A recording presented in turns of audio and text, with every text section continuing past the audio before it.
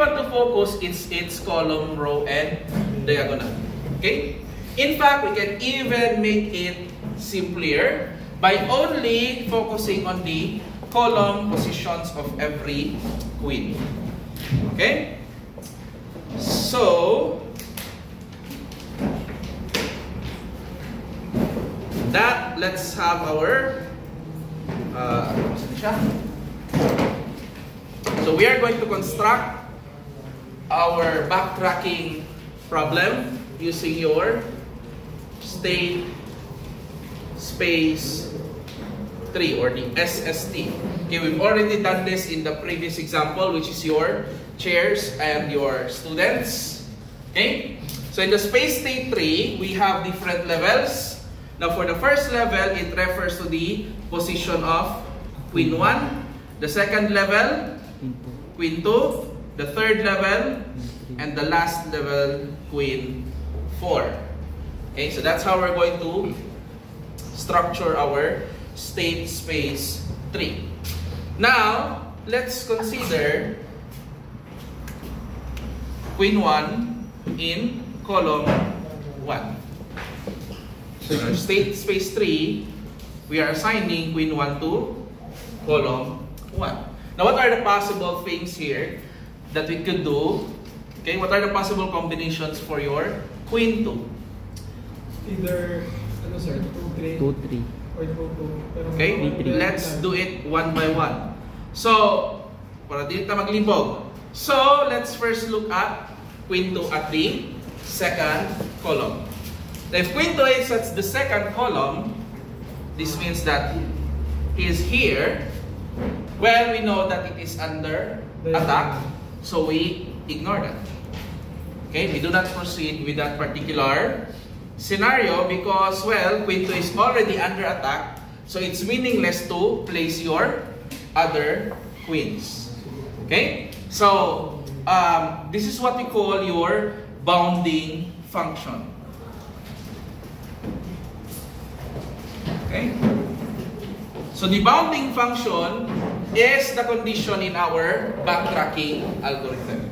Now in this case, our bounding function is that no two queens shall have or shall share the row, column, and diagonal. That's our bounding function for this scenario. So since we cannot put the second queen at the second row, so what is the other one? We have 2, 3. we put queen at the third column.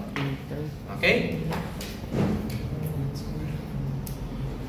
So it's not under attack and we can proceed.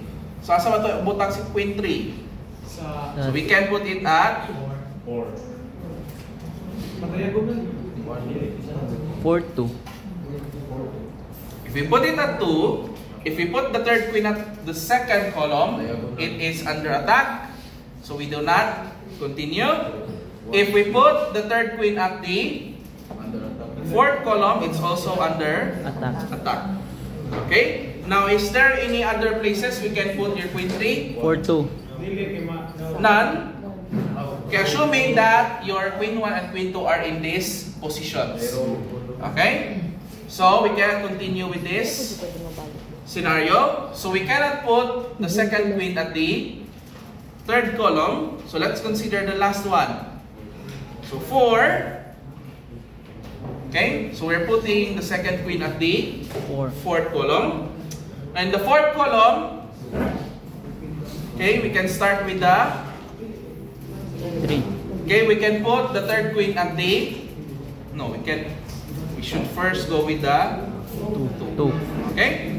So if we put the third queen at the second column, okay, it's not also under attack. Okay? However, the only place for the fourth queen is where? In the first and In third the- column where it will attack. In the third column. Okay? So we can only put queen 4 here. However, it's under attack by the third queen. So we cannot continue with this solution. Okay? So we know, napabatay laing, Wala na, sir. Wala na. okay?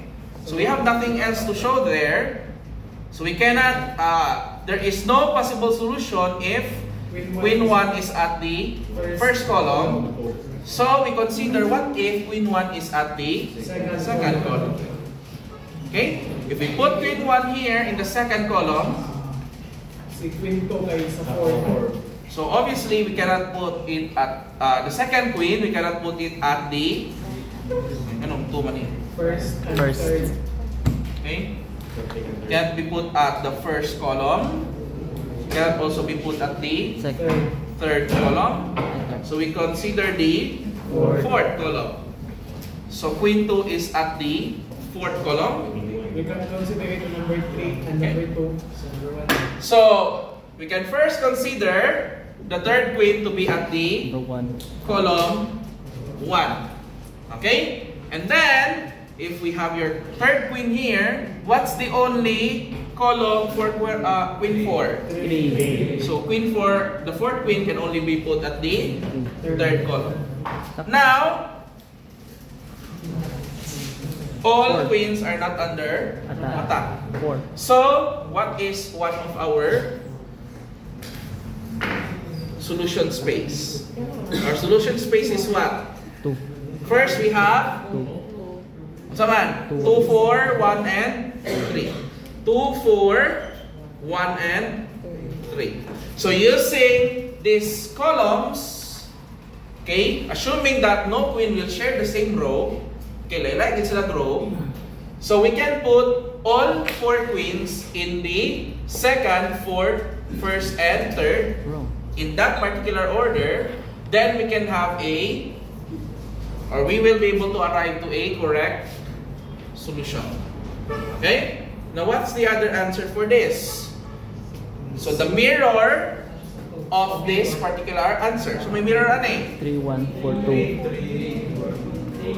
3, 1, So, si 4. Q1 nasa third column, 2 nasa 1. si Q2, si Q3, and si Q3. okay? Si Q2 nasa first, si Q3 nasa 4, and si Q4 nasa 2. Okay? So, another answer for this problem is The mirror. 3, 1, 3, 1, 4, 2. 3, 1, 4. Okay? So that is how backtracking works for the end queen problem. Okay? So any questions?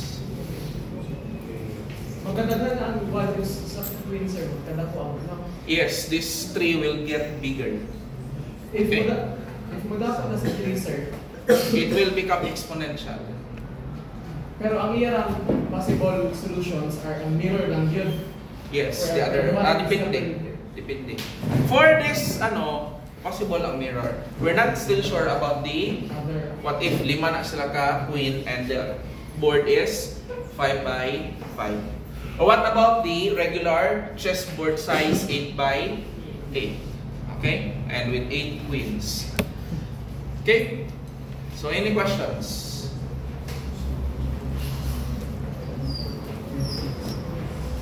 Okay.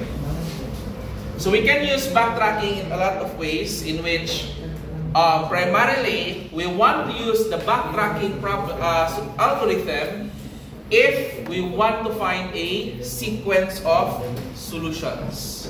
Okay, like for example, kanang sa maps, okay, ginaunsa na niya nga maka-route siya from point A to point B with many nodes in between. So we can use your backtracking algorithm for that. Okay? Dagan po na siya o use cases but hindi na mapa sa time. Okay? So any questions?